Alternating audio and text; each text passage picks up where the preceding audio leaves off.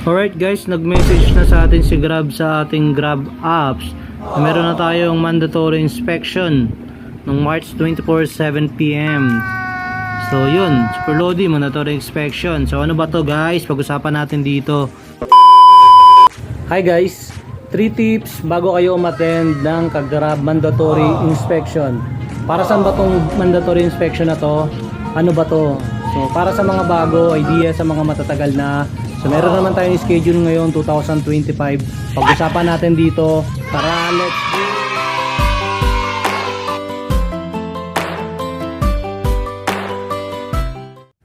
Ay guys, so yun na nga guys. So bilang isang Grab rider, Grab Express o Grab Food rider ka man, so ang pinakalayunin ni Grab ay yung makapagbigay tayo ng 5-star na serbisyo sa ating mga customer. Yun nga ang pinakanakalagay doon. Kaya nagbigay ito, kaya nagpadala sa atin ng imbitasyon na pumunta doon sa Marikina para inspect tayo. And that is mandatory pa. So from the word itself, mandatory inspection. Ibig sabihin, kung hindi tayo a-attend sa inspection na yan, maaaring masuspindi ang ating mga Grab account.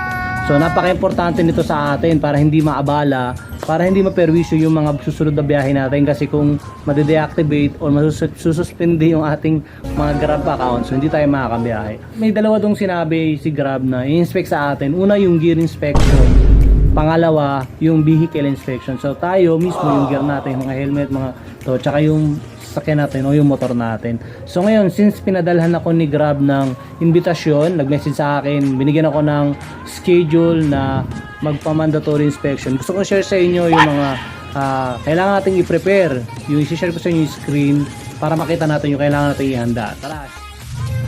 So guys, ito ang ating share screen. So pindutin natin yung Grab para makita natin. Oh, nandito na agad siya sa mandatory. Actually may kita yan dito sa profile.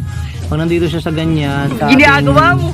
May booking na, kantay pa pala ako ng booking, patayin muna natin.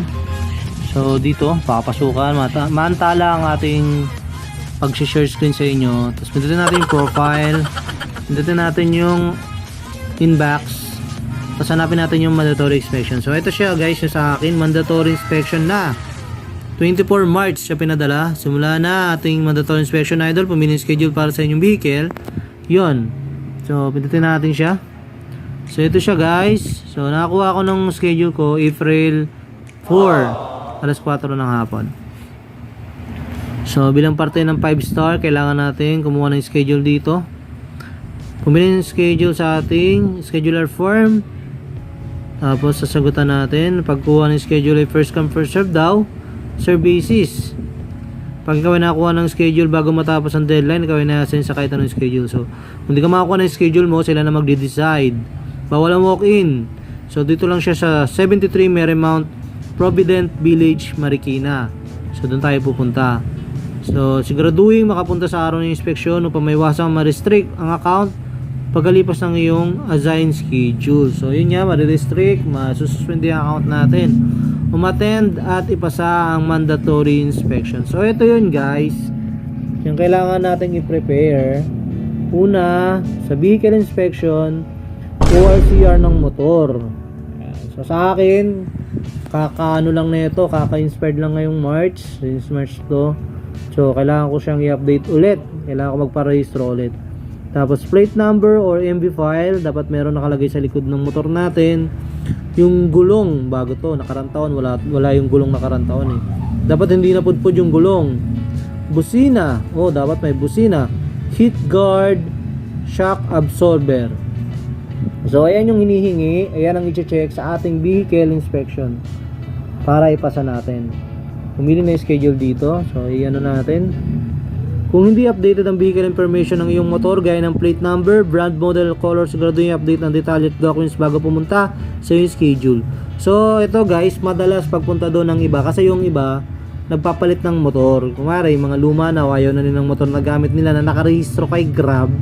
Tapos bumukuha sila ng bagong unit nila, bagong motor, nag-upgrade sila. Tapos pumunta sila doon, ayun yung dala nila. Kumari, galing sila sa Honda Click, tapos nagpalit sila ng NMAX. Pagpunta doon, NMAX yung dala nila. So, hindi siya papasa. Kailangan mo nang i-update dito yung bago mong kuha na motor. Ayan, meron naman example dito guys. So wag nating kalimutan yan guys, lalo na kung nagpalit tayo ng motor, kasi pwedeng hindi tayo pumasa dahil dyan sa hindi updated yung ating vehicle information. Pangalawa naman dito guys ay mag-update tayo sa Grab. Sinabi nga ni Grab dito, update yung mga new vehicle natin. Sa gear inspection naman tayo, magsuot ng proper gear sa inspection. So helmet dapat maayos. Yung helmet guys, bawal yung other yung ibang kumpanya na helmet gaya ng Angkas, gaya ng Joyride o Lalamove na helmet, bawal yun. Dapat Grab lang. Yung Move It pwede yun kasi sister company naman siya ni Grab, o si Grab naman may-ari nun. Tapos yung mga walang brand na, walang company name ng helmet, pwede yun guys. Long sleeve o closed shoes. Kaya yung long sleeve natin sa Grab, tapos sapatos. Yung Crocs iwasan muna natin, baka mamaya masita tayo.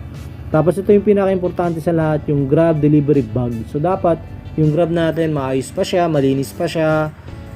Tapos may pizza bag. So alam naman natin guys, dito kasi yung kung pangit na yung Grab bag mo dahil sa napakatagal na panahon na hindi ka pa nagpalit ng bag, ilang years na siya.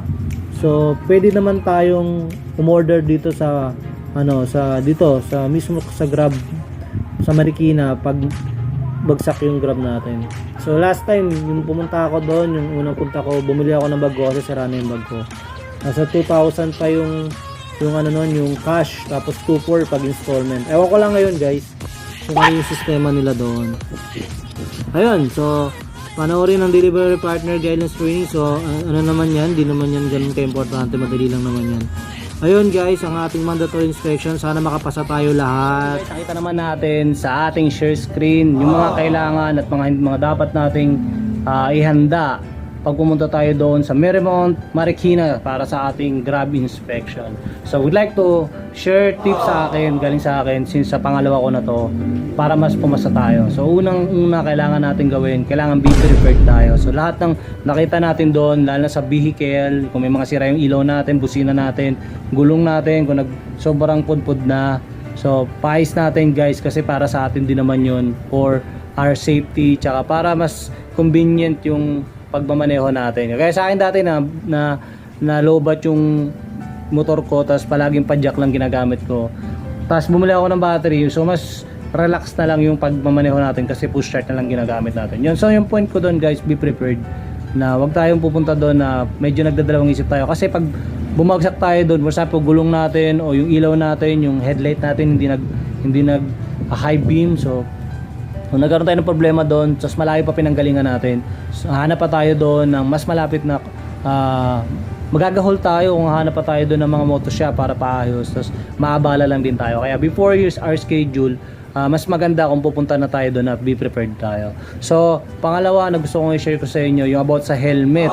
So wag kayong gagamit ng mga other company na helmet, yung Angkas, Joyride, yung mga kalaban ni Grab, kasi pag ginawa nyo yun, automatic di kayo makakapasa. So pwedeng pabalikin kayo, papalitan sa inyo yung helmet na yun, yung other company na yun. Mahirap pag ganun, maabala talaga tayo. So yung third na tip na gusto ko i-share sa inyo, based on my own experience, na pumunta tayo ng schedule ng afternoon. Mas maganda 4 PM afternoon. Kasi bakit 4 PM? So masyado na siyang hapon, di na ka na makakabiyahe na maayos nun.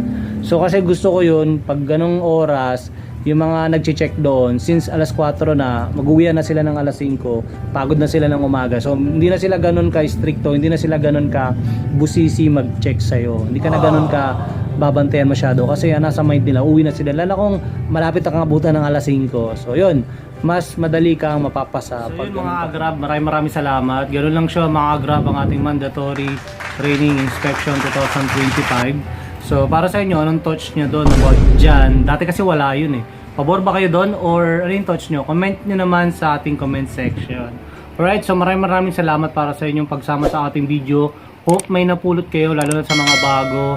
So kung meron kayong mga tanong, ideas, please comment below. And then sa mga hindi pa nakasubscribe, please do subscribe. And maraming salamat para sa solid na suporta sa ating YouTube channel. Alright, muli, this is Lowell Thoughts, nagsasabing, it doesn't matter how slow you go, as long you don't stop. Alright, maraming salamat. Bye-bye!